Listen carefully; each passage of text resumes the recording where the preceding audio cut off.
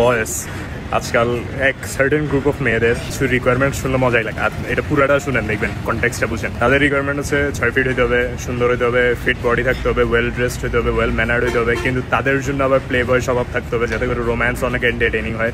But অন্য মেয়েদের দিকে চোখ দিয়েও তাকাবে না, মানে শুধু তার জন্য লয়াল থাকবে, আবার প্লে বয় স্বভাবও থাকবে, তারপরে ব্যাংকে 6 ফিগার্স থাকবে, গাড়ি থাকবে, বাড়ি থাকবে, সারাদিন তাকে সময় দিতে হবে, কিন্তু আবার তার ইনকামও অনেক থাকতে হবে। মানে এতগুলা ক্রাইটেরিয়া, এত কিছু ছেলে চুজ করার ক্ষেত্রে। কিন্তু আমরা ছেলেরা যখন মেয়েদেরকে কোনো ক্রাইটেরিয়া দিতে যাই, তখন তাদের রিপ্লাই কি হয়? আমি যেমন আছি এমনই অ্যাকসেপ্ট করো, নইলে আগে বাড়ো। মেয়েদের রিপ্লাই এটা। তো এই হিপোক্রেসি আমাদের পুরুষদের আর কত বছর সহ্য করতে হবে, এটা আমার চিন্তা আর কি একটা।